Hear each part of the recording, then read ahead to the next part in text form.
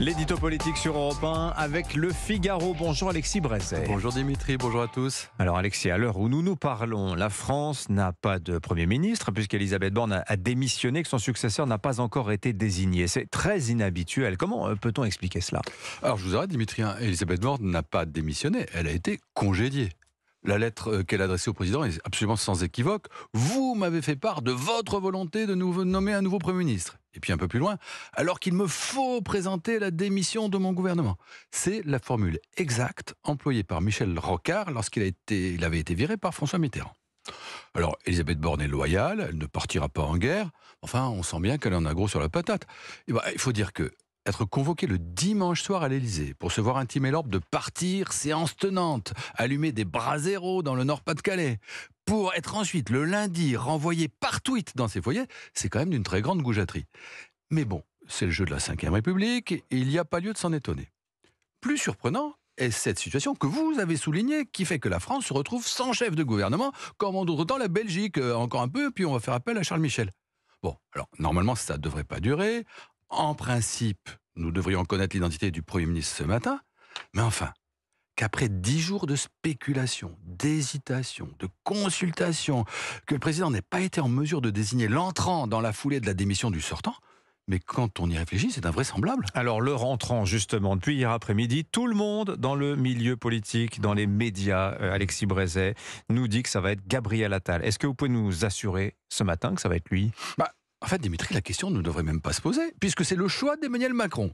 En fait, c'était hier, dans la journée, le choix d'Emmanuel Macron. Il l'a dit à plusieurs personnes qui l'ont répété, et sans doute à l'intéresser.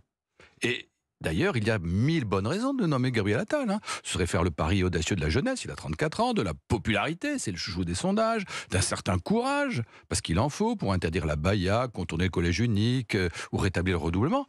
Ce serait aussi miser sur une habileté politique indéniable qui trouverait utilement à s'employer aux élections européennes, face notamment à Jordan Bardella.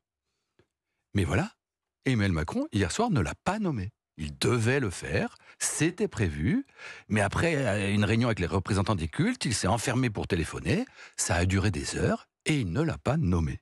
Alors, est-ce que les adversaires de Gabriel Attal, et il y en a, sont montés au créneau ? Est-ce que certains amis supposés, inquiets de cette concurrence nouvelle, lui ont scié la planche ? Est-ce que, pour accepter Attal, certains ministres ou chefs de parti ont fait monter les enchères en termes de périmètre ministériel ou de nombre de portefeuilles ? Est-ce que certains conseillers d'Emmanuel Macron ont expliqué au président qu'il prenait un grand risque en donnant ainsi le sentiment d'ouvrir sa propre succession ? Sans doute un peu tout cela. En tout cas, hier soir, c'était bloqué. Alors, vous voulez dire qu'aussi bien on peut assister au retour surprise de Sébastien Lecornu ou Julien Denormandie, dont les noms ont circulé aussi. C'est ce qu'on dit à l'Élysée, Dimitri, qu'avec Emmanuel Macron, c'est le dernier qui parle qui emporte le morceau.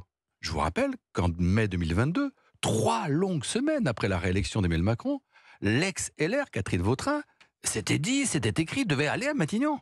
Et puis au dernier moment, ça a été Elisabeth Borne. Je vous rappelle qu'en juillet dernier, après les émeutes, Gérald Darmanin, c'était dit, c'était écrit, devait remplacer Elisabeth Borne. Et puis elle est restée. Donc tout est possible, sauf que cette fois, on ne peut pas rappeler Elisabeth Borne. Et tout est possible, et notamment Julien Denormandie. Pour le reste, il n'y a qu'une seule certitude. Emmanuel Macron, lui, ne sera pas désigné DRH de l'année. L'édito politique sur Europe 1. Merci beaucoup Alexis Brézet. À la une du Figaro, Elisabeth Borne s'en va. Une nouvelle page s'ouvre à Matignon. Mais qui pour tenir le stylo ? Fallait-il se débarrasser d'Elisabeth Borne ? C'est la question en suspens ce matin.